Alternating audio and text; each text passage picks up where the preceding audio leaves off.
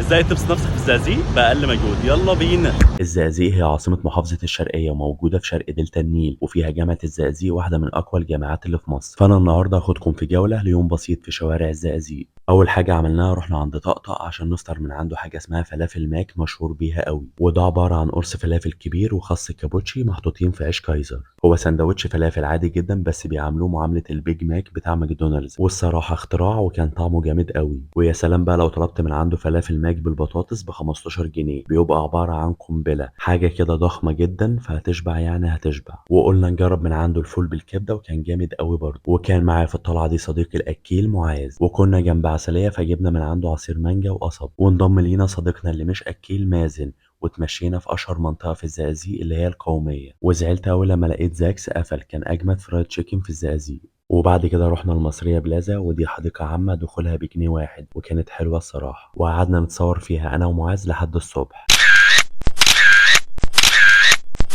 وفيها كمان ملاهي حلوة قوي دخولها ب10 جنيه، واخترنا لعبة سفينة أجمد لعبة هناك وكانت ب25 جنيه، واتبسطنا فيها جدا أنا ومعاذ.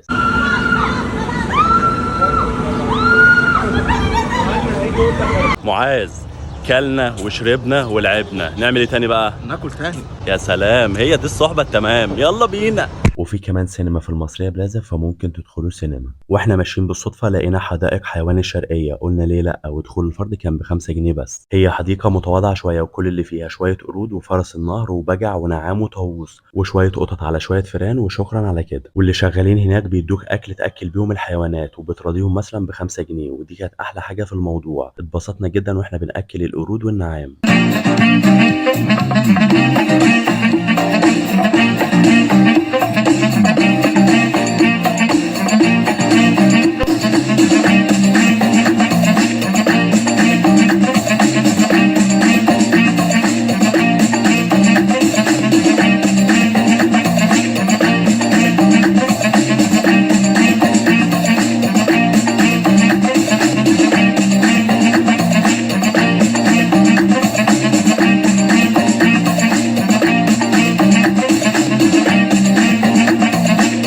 بعد كده خدناها ماشي لحد المحطة، وعدينا كوبري بيعدي المية مشهور بكوبري المبرة، وكمان عدينا على ممشى أهل الزقازيق قعدنا ريحنا شوية، وعدينا كمان على كوبري ستانلي بتاع الزقازيق قدام مبنى المحافظة على طول.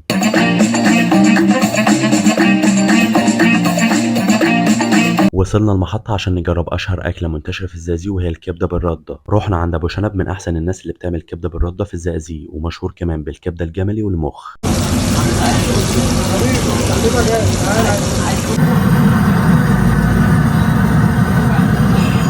عنده كده قاعدة في الشارع وبينزلك بقى بالسلطات ومية السلطة، واخويا حركة روق علينا من الآخر. جبنا بقى تمن جملي ب50 جنيه، وتمن مخ ب50 جنيه، وتمن بالردة ب35 جنيه، وشغل فاخر من الآخر. عاوز أقول لكم إن أول مرة أجرب الكبدة الجملي والصراحة عجبتني جدا، هي بتشد شوية بس طعمها جامد قوي. والمخ عنده زبدة زبدة، والكبدة بالردة من حلاوتها معاذ طلب تمن تاني. كبده بالردة حاجه تانيه. اتفضل يا مستر. اتفضل يا فندم. مية سلطة زيادة لمعاذ بيه.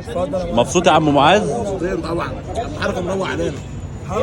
قشطة حركة. وبعد الأكلة الحلوة دي حبسنا بالشاي من عند قهوة أحمد سمسم جنب أبو شنب على طول. وبكده نكون قضينا يوم جميل في الزقازيق، وشكرا لكم لو انتوا لسه بتتفرجوا على الفيديو لحد دلوقتي. بقول لك يا معاذ، هنفطر ايه دلوقتي؟ فلافل ماك. فلافل ماك ايه يا عم؟ احنا عايزين نضرب على طول. بيقول لك بقى كفته. كفتة؟ بيقول لك طقطق عنده فلافل ماك كده طعمها جامد. لا يا عم الفلافل ما بتمشيش معانا خالص. كباب وكفتة على الصبح؟ يا عم الحاج على طول. اديله. ولا ده اوردر تحس اللي هو فيه فرخة مشوية جوه.